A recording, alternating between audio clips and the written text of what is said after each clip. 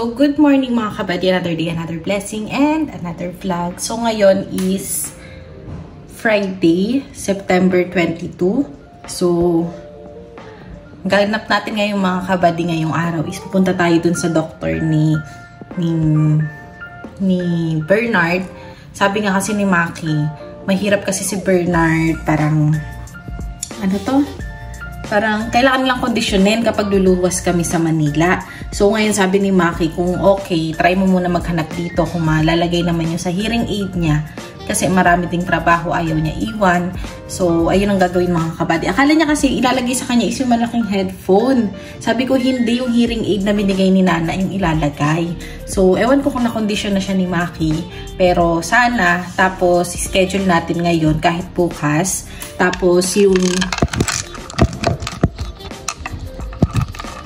share ko rin mga kabady yung bigay na TKKW 2.0 na pang inasal sa tropa. Possible baka ngayon magawa na natin. So, anuhin ko lang si Bernard sa scheduling niya ngayon. Kasabay ng pagpunta namin ni Mrs. Katrop sa bayan kasi hahanap kami ng rerentahang Filipiniana. Actually, meron na akong damit para sa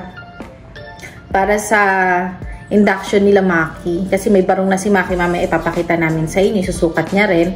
Plus yung sapatos, hahanap na rin ako doon. Pero hanap din muna kami ng Filipiniana kasi yun daw yung kailangan. Pero may mga damit naman akong beige. Kung maalala nyo, ayan yung picture namin ni Maki. Yan yung suot ko nung kinasal yung best friend ko nung college na lalaki. So ayan mga kabady. Alam ko pwede siya kasi parang nasuggest na white or peach ang color. Pero dalawa naman yung ganyan ko. Actually tatlo. So mamimili na lang ako.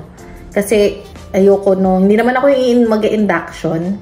So parang naman siya, compliment naman yung damit ko. At saka simple lang naman. Hindi naman masyadong loud yung itsura at saka kulay niya. So simple lang. Parang lang kasi kailangan ko rin nakaayos kami mga kabady.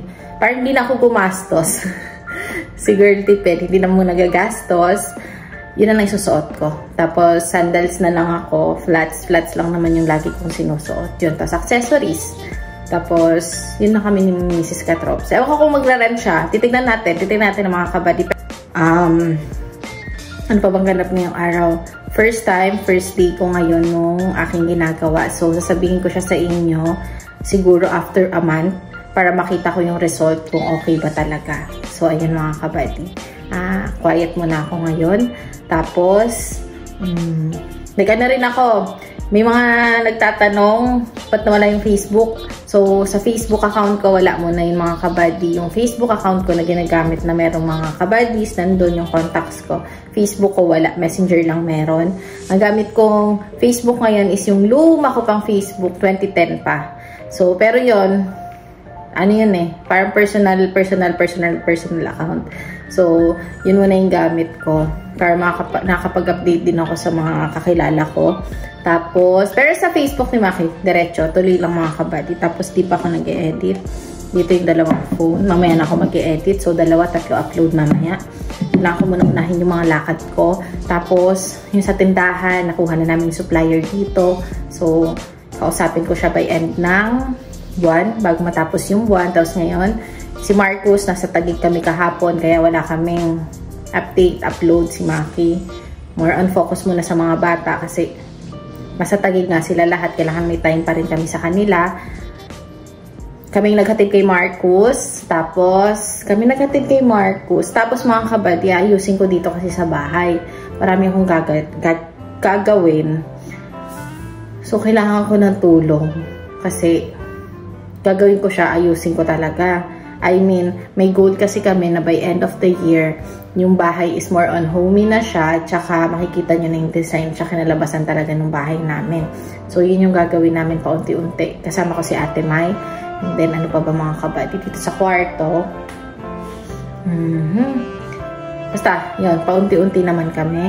Tapos, punta kami sa bayan kasi si Mrs. Katrops mag-apply ng business permit. Same na kami, may business permit din ako, Santa Isabel. So, sasamahan ko siya, tutulungan ko siya doon. Isang lakad na lang. Then, pupunta kami sa MTC. Tapos, after nun, titingin kami ng mga Filipiniana dresses sa bayan. Kasi may kakilala kami, yung nag-aayos ng buhok namin. kung saan kami nagpapagupit or something, siya din yung may parentahan. Si Mrs. Katrops ang nag-update sa akin. So, ayun mga kabady, yun lang yung kaganapan ngayong araw. And then, maraming natirang kalamansi juice. At saka ipapakita ko sa inyo mga kabady yung ginagawa namin kapag mura yung bawang. Ginagawa namin pag mura yung bawang at saka para mas makatipid. Plus yung juice, yun nga, hindi na kami kumukuha, bumibili ng kalamansi. Ang ginagawa namin kasi halaw naman yung mga kalamansi namin. Yung mga napitas namin, dinadala ko sa Taguig para sila hindi na rin sila bibili. Yun yung ginagawa namin. So, nandun, pati sila Ate Kat meron, tapos kami rin dito sa bahay. May stock kaming kalamansi. Kamatis lang yung wala kaming tanim mga kabady. Pero, bawang sibuyas wala din. Pero, meron na dito. Mag-start kami dito sa gilid namin, dito sa kasama ng upuhan namin. Kasi sayang naman yung spaces namin. Pang ano lang namin, pang sarili. Tapos, ayun. Yun ang kaganapan. So, samahan nyo ako mga kabady. Dami, busy. Sakit din yung ulo ko sa biyahe kasi balikan lang din kami. Dito lang ako sa bahay. Di ako nag-open ng tindahan kasi may hinahabol akong stock nga na pupuntahan ko pa dun sa supplier ngayong araw. So, ayun yung update ko. So, hello kay Tita Cora at saka kay Tito Tante. Si Tito Tante nag-comment, nag-message. Hindi ko pa nare-replyan. Sorry po. Tapos, kina Tita Lily, makikita nyo sila, Tita LJ dito by Tuesday. Makikita nyo, makilala. Siyempre, nakilala niya na si Tita LJ. Si Tita LJ, para siyang si Mama. Yung aura niya, yung buhok niya, nung first time namin siya nakita lahat, parang si Mama. Tsaka kung paano siya manamit. Kaya kung nakikita ko siya, lalo pag sa picture, sabi ko parang si Mama nga, si Tita LJ. Then, yun, buong family nila. Punta sila dito kasi may pipick upin sila kay Mrs. Katrops na order at saka may pipick upin sila. Yun pala, may tinatanong pa si tita sa akin. So, a-update ko siya mamaya. May tinatanong siya sa akin. Then, replyan ko na lang siya mamaya. Ano yung mga kaganapan ngayong araw mga kabady? So, share ko lang sa inyo yung galing sa kabady na pinuntahan ni Maki sa Mapalad. Meron silang pasalubong kay Mac. So, pants. Ito, kasya sa kanya kasi size 32 to. Halos magka-size din kami. So, ito, Levi's na boxer brief. So, siya na mag-open. Tapos, merong gel hand soap na cherry blossom. At saka Pantene na shampoo. So, ayan. Thank you. Thank you po sa pasalubong. Tapos bukas, kakausapin ko si Sir, may bisita tayo sa Lucky Farm. Kakausapin ko muna siya mamaya kung ano, kasi magdadala daw sila ng food, tapos kami din magluluto ng food mga kabady. So, bisita natin for the second time around. So, lalahanin niya sino yung mga bumisita dito sa bahay, tsaka sa farm. So, ayan. Ito naman, binili ko ito mga kabady. Para kay Mac. Kasi kapag lumalabas siya, nawawalan siya ng salamin. So, ayun lang mga kabady, samahan nyo kami ngayong araw. Pakita ko rin kung paano kami ngayon ni Mrs. Katrops, tsaka ni Ate Mai, kasama si Ate Mai. So, lalarga na kami.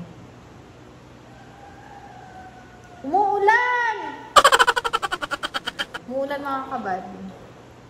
So, tatawagan namin si Kuyang Service para hindi na kami maglalakad dito sa kanto.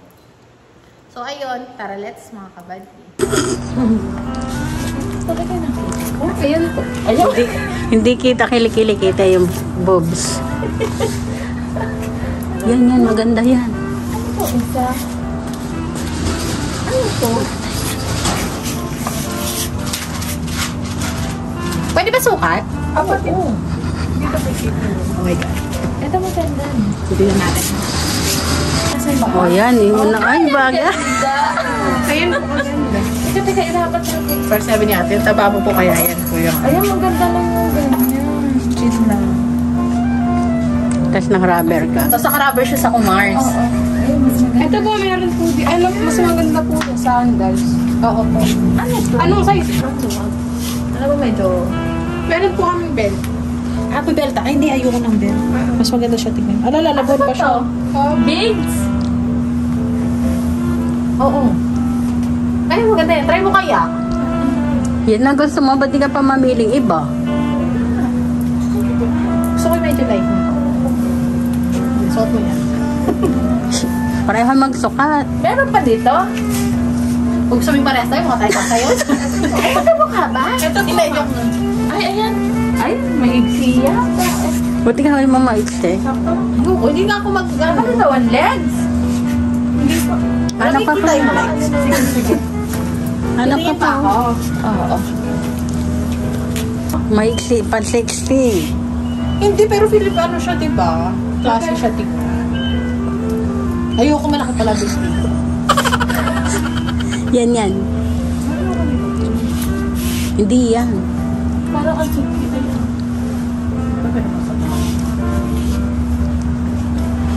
yan. Yan. Yan, maganda. Ano yung feels? Yan. Mas magkamukha ba tayo? Hindi, iba naman sa'yo. Di pa tinanggal yung damit. Ay, oo nga pala. Tinanggal. Nagsuka. Sobra. Katawa tuloy ako. Yan, para maganda yan. Kaya nasasabi ko sa'yo, Bars. Hindi, paalis mo. Wow! Hindi na sa atin to. Ay. Tapos babalik mo na lang pagtapos. Ay, ito maganda. Oh, kalanje. Mas pwede naman tayong ano ah. Hindi naman pwede yan. Yun nga saltik, diba? Ay, maganda man, nakakaputi. Sulit nyo na ng, kunyari, ay isang oras lang, sulit nyo na. Beshi sa buong araw yan. Uy, ba't naman parang ang laki ng titik ko? Ay! Ayan. Ayan, maganda! Bumagay sa kulay Ay, niya. bumagay sa kanya. Ayan. Ang galing yan, nahihiit na niya. Bumagay sa kulay niya. Bagay sa'yo. Baka naman makita yung panty ko. Hindi. Mali pa siya, ta. Hindi. Dahil magkuhan ka. Nakabala? Nakabala?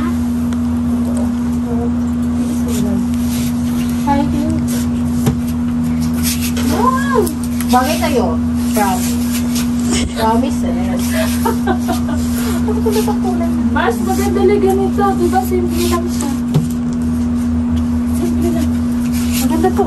Oo. Ayan, maganda din siya. Tayo susukat ko pala. Ate, na-store mo ba namin pagkain mo? Hindi ako. Ayan naman yung isa. Natin yung panila ko. Parang magulang na mag-i-induction. Tinignan ko itong isa. Ay, pero mas type fit. Mas maganda nga. Bagay sa'yo. Fit sa'yo. Ito pa yung isa. Pero gusto ko yung lace ng balikat niya.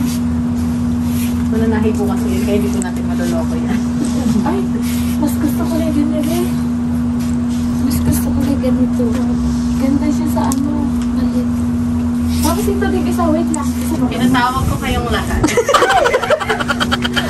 Bagay yan. Sana ko kayo. Yung boobs ko na dapat nandito. Di ba merong kwan yan? Parang... Sige! Tuloy ako. Hindi ka siya. Ano ba yan? hindi ka siya. Kaganda pa mo. Maganda ba? Yan yung hinawakan ko kanina eh. Anong gagawin natin? Ang tawag ko sa dito. Baka meron silang... Baka pumayat ko ba ako, te? Hanggang 29. Ate, kailan din kasi yan eh. Pero bagay. Oo, ganda din. Bagay masikip. Hindi ka siya. Uy, si ate Pilipin. Ay. Ganoon. Mas maganda yung isa. Mas maganda yung isa din. Oo. Wait lang po. Mas maganda yung isa. Hindi, okay na po. So, ayan mga kabady. Parang feeling ko chinelas ni Miguel yan, Mars. Ah, chinelas. Baka masira. So, ayan mga kabady, mamimitas kami ng calamansi. Lahat ng mapipitas namin para sa bisita. Ay, sa amin na. Mali ko lang. Pwede sa amin, pwede sa bisita. So, syempre, marami kayong mamimitas. Pati sila Miguel mamimitas eh. So, ayan. Si Mrs. Katrops at si Ate May. So, ito na naman tayo mga kabay. Tapos gawin natin calamansi juice. Thank you sa mga nanood nung last vlog. Natuwa sila sa harvest. Papakita ko sa inyo paano yung harvest talaga namin.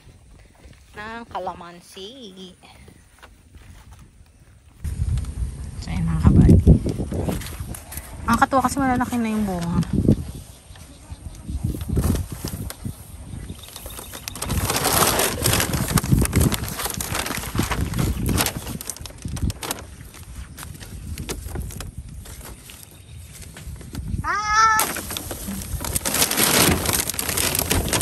One. Ay! So, nandito na yung mga bunga. Kung mapapansin nyo, ang dami. In-educate ako ni Miguel. So, kung anong petsa, ay! Anong buwan dapat magbunga yung kalamansi. Magpapabunga. Dapat kang magpapabunga ng kalamansi. So, lalaki niya na ang ganda.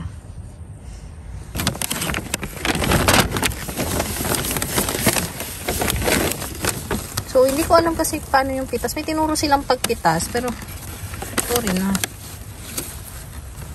Paano ba pitas iikutin?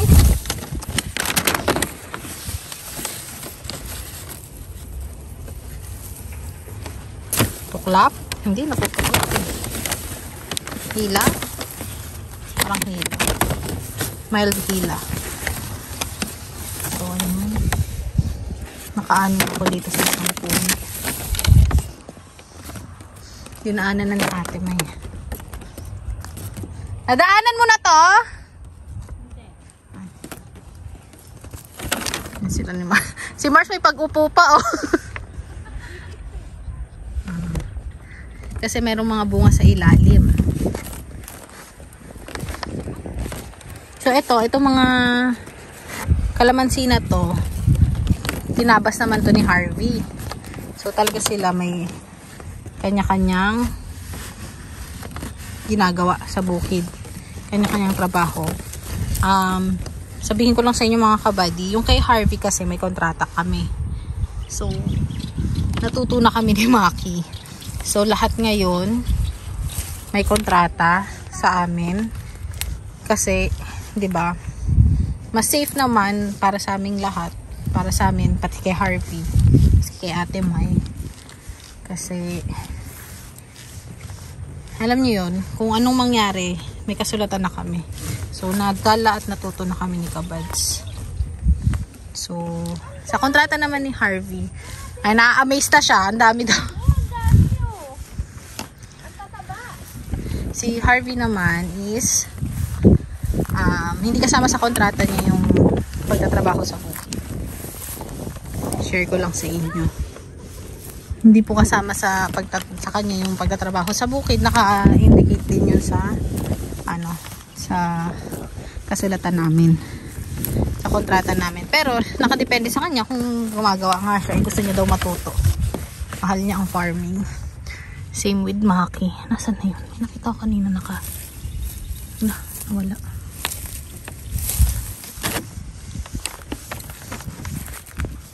So ayan, harvest. So dyan, di na tayo nakayoko. Shout out kay Tita Tay, kay Ate Margie, at saka kay Ate Mayor. Siyempre kay Ate Victoria, ayan.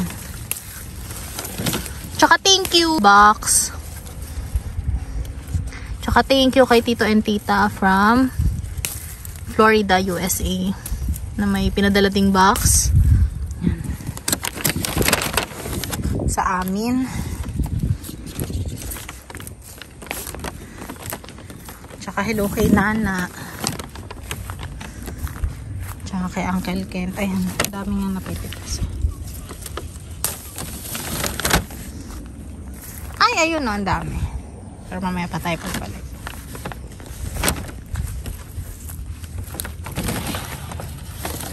Nahan pala, matalas yung mata mo dito. Yan, feeling ko magagalit sila sa akin kasi natatanggal yung dahon.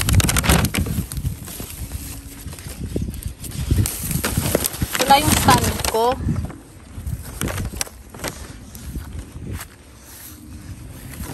Ang phone. Ay, ang dami nito. Ito ata yung nakaraan ko.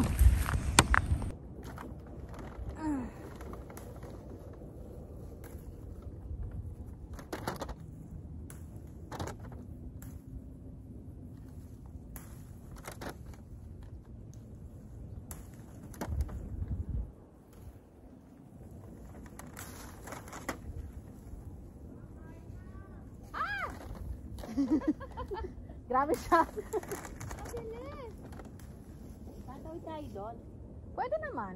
O, dyan lang. Dito muna. Diba yan, pagandahan tayo ng Grabe sa paganda. Di ba pwede paramihan na lang?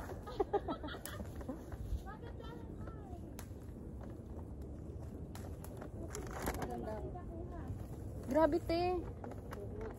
Ito na naman si Girl Amaze. Ano ko na yan diretso? So yan, kita nyo mga kabady. 1, 2, 3, 4, 5. Eh, parang siya kaliit. Parang dami niya ng bunga. Ay, meron pa sa ilalim. Kasi hindi pa siya pinakabunga. So,